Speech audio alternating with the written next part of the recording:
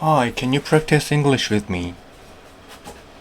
Of course, I'd be happy to. We can take it nice and slow and just have a relaxed English chat.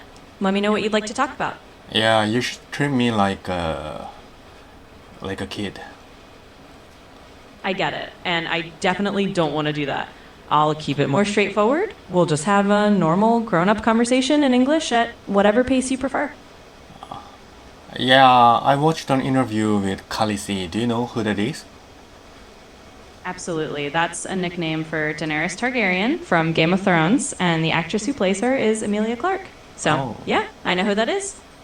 Have you seen Game of Thrones? I have indeed. It's definitely one of those shows that a lot of people have seen, and it's got plenty to talk about. So if you want to chat about that or anything else, just let me know. Did you know the show is based on a book series called A Song of Ice and Fire? Yes, exactly. It's based on George R. R. Martin's series, A Song of Ice and Fire. The show actually outpaced the books at some point, which is why the ending of the show isn't something you can find in the novels, at least not yet. I haven't watched that show yet. That's totally fine. It's definitely not a must watch for everyone. We can always shout about something else you're more into, or just keep it casual and talk about whatever you'd like. I just watched the series season one, and she looked super cold in the show. I mean the Targaryen, Daenerys. Yeah, she definitely has that cool, kind of strong presence, especially in season one as she evolves. It's fun to see her character grow, and I'm glad you got to check it out a bit. If you ever want to talk more about it or anything else, just let me know.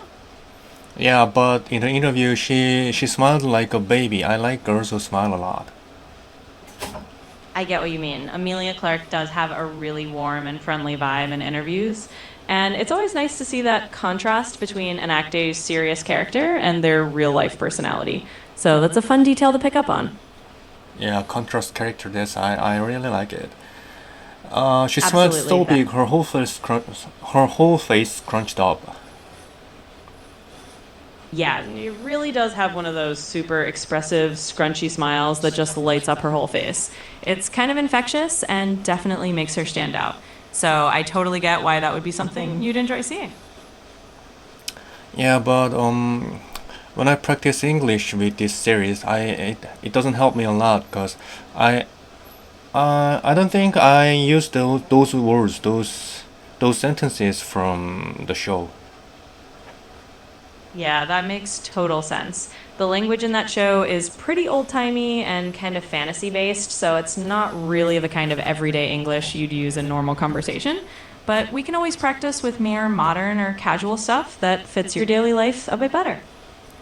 Yeah, but those are not the kind of things I actually say. Maybe I learn intonation from audiobooks or that kind of series and memorize the stuff I actually use separately. What do you think of it? I think that's actually a great approach. Using something like audiobooks or a show just to pick up on the natural rhythm and intonation is really helpful. And then separately, focusing on memorizing the kind of phrases you'll actually use day to day is a nice balance. So, yeah, that sounds like a smart plan. Yeah, do you think those two strategies can work together? Absolutely, I do. I think combining them is actually a really solid strategy. You get the natural flow and sound from listening to those audiobooks or shows, and then you get the practical everyday phrases by focusing on the things you actually need. So, combining both is a really good way to go. Yeah, but there is a problem.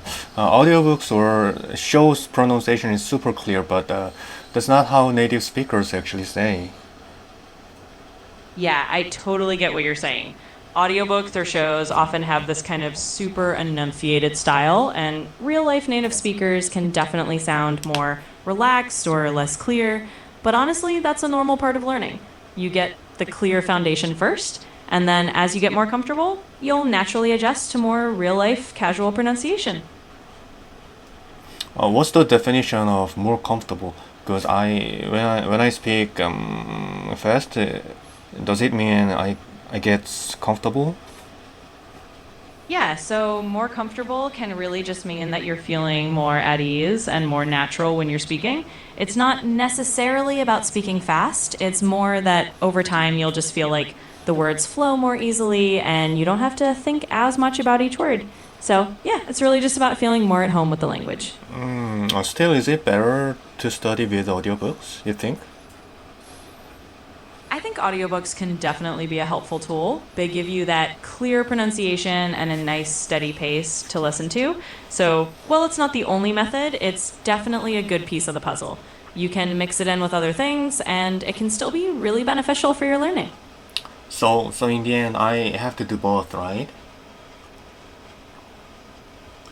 Yeah, pretty much. It's kind of like a blend of both. You use audiobooks as one tool in your toolbox, and then you also mix in other ways of practicing, like everyday phrases and more casual listening. So, doing both definitely helps you get a more complete experience. There's no easy way, huh? Why am I even overthinking this? I'll just do both. Yeah, exactly. Sometimes it's easy to overthink, but honestly, just doing a bit of both is a great way to go. No need to stress about it. Just mix and match, and you'll find what works best for you as you go along. How long does it take to get me comfortable in speaking English?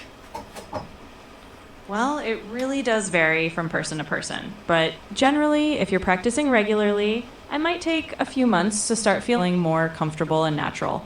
It's all about consistency and just giving yourself that time. So just keep at it, and you'll get there at your own pace. How about this? Talking with you every day, like 30 or 40 minutes? Yeah, absolutely. If you chat with me every day for even just half an hour, you'll definitely see progress. That kind of regular daily practice really helps you get comfortable more quickly. So if we keep this up, you'll be more confident in no time.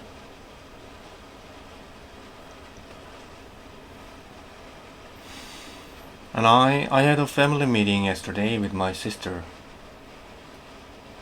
Oh, got it. Well, if there's anything you want to chat about related to that, or just anything else on your mind, Oh I'm yeah, here. wait a second. Can I say I have a family talk with my sister yesterday, and I had a family talk yesterday with my sister. Is it totally okay, both? Yes, both of those are totally fine. You can say, I had a family talk with my sister yesterday, or you can say, I had a family talk yesterday with my sister. Both are grammatically correct and sound natural. Yeah, the talk agenda was whether or not I should marry my current girlfriend. I see. That's definitely a big topic, and it makes sense that you'd have a family discussion about something like that. If you want to talk it through or practice any English around that topic, just let me know. My girlfriend has her pros and cons, obviously, and the main con my sister pointed out was her lack of vocabulary. Got it. That makes sense. Every relationship does have its pros and cons, and it's understandable that your sister might point out things she's concerned about. If her vocabulary or communication is one of those things, that's something you can think through and decide how important it is in the big picture. But it's good that you're having those conversations and thinking it all over. What do you think? Do you think it's a con because like mixing up takeoff and landing, that kind of thing? I see what you mean. Honestly, it's really about what matters most to you personally. If mixing up words like takeoff and landing or other vocabulary things are just small quirks and you feel like you can communicate well overall, then it might not be a big con at all. But if you think it might lead to misunderstandings that really matter to you, then that's something to consider. In the end, it's really about what feels right for you. Yeah, my parents said it really matter because it affects to your kids. Yeah, I get that. It's definitely something a lot of parents worry about because they think about how communication or language skills might impact future kids. And it's definitely understandable that they'd have that concern. In the end, though, it's really about your own priorities and what you feel is important in a partner.